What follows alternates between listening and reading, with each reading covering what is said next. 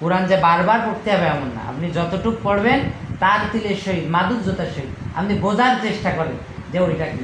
আমরা পড়লাম বারবার কিন্তু আমরা বোঝার চেষ্টা করলাম না, এই পড়ার ভিতরে আমাদের কোনো ফায়দা নেই। যতটুকু পড়ব আমরা এখলাসের সহিত এবং বোঝার নিয়েতে পড়বো ইনশাআল্লাহ, তাইলে আমরা কামিয়াব হতে পারবো। তা না হয় আমি যদি বারবার ডান করি আর খতম করি কিন্তু আমি নিজে বোঝার চেষ্টা করতেছি না, এর ভিতরে কোনো কামিয়াব নাই, কোনো ফসল আসবে না। এজন্য আমরা যখন কুরআনুল কারীম পড়ব আমরা চেষ্টা করব যে আমরা তারতিলের সহিত বা বোঝার সহিত আন্তরিকতার সহিত বা আমি কি পড়তেছি এইটা যেন আমি বুঝি, এটাই আর কি। ইনশাআল্লাহ আল্লাহ আমাদের কামিয়াব দান করে। মনিরুল ভাই ইনশাআল্লাহ আরো কথা আছে। আমাদের মুরব্বী ভাই আব্দুল সত্তার ভাই উনি সেই কথাটা একটা অংশ উনি বলেও দিয়েছেন। জি আলহামদুলিল্লাহ, আমরা সূরা হুজরাতের অনেক কথা শুনেছি। আল্লাহ তাআলা সূরা হুজরাতের 15 নম্বর আয়াতের মধ্যে বলেছেন যে প্রকৃত ঈমানদার তো তারাই যারা সংকীর্ণ চালায় আল্লাহর প্রতি ঈমান, আমালিহিম ওয়া আনফুসিহিম, তাদের ধন সম্পদ এবং জীবন দিয়ে আল্লাহর রাস্তায় চলে। উলাইকা হুমুস সাদিকুন, আল্লাহ বলছেন তারাই হচ্ছে সত্যবাদী। তাহলে 15 নম্বর আয়াতে সূরা হুজরাতে আল্লাহ তাআলা বলছেন যে প্রকৃত ঈমানদার তারাই যারা তাদের জান আর মাল দিয়ে আল্লাহর রাস্তায় চলে বা আল্লাহর রাস্তায় চলতে থাকে।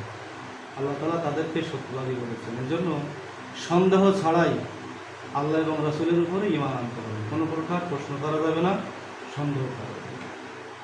জি, আসলে এখানে সরাসরি আল্লাহ তাআলাকে কোনো রকম প্রশ্ন করা যাবে না, আল্লাহ যেটা বলছে সেটাকে গ্রহণ করতে হবে। মাঝে একটা ছিল আয়াতটা আমার মনে নেই ছাত্র ভাই, ওই কিছু অংশ আছে, সেটা হলো যে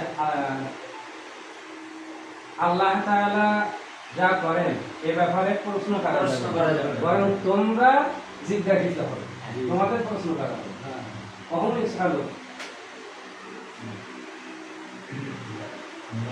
আল্লাহ যেটা বলবে, আল্লাহ যেটাই করবে সেটাই আমাদের মেনে নিতে হবে, এটা না হলে আমি করতে হবে। ইসরাঈল ইসলামকে আল্লাহ তাআলা বলেন আসলিম, মানে আত্মসমর্পণ করো।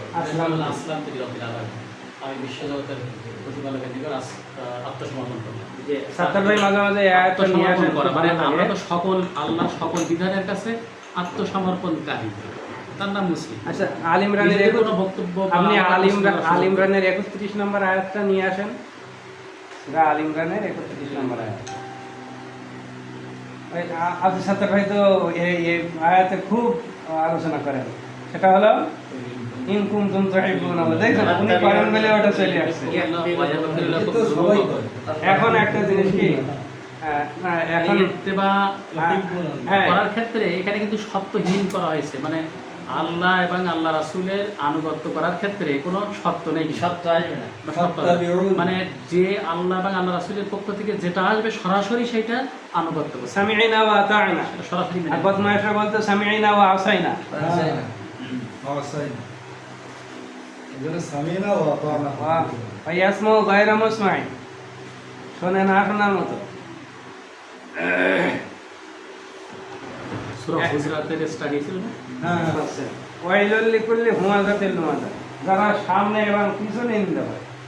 আমরা সমাজে মনে করি কি, আরে যা বলতেছে ভাই সামনাসামনি তো বলি, কিন্তু আল্লাহ বলতেছেন যে আমাদের দিকে সামনে হবে না, একটু আবার না উনি যাবে না তো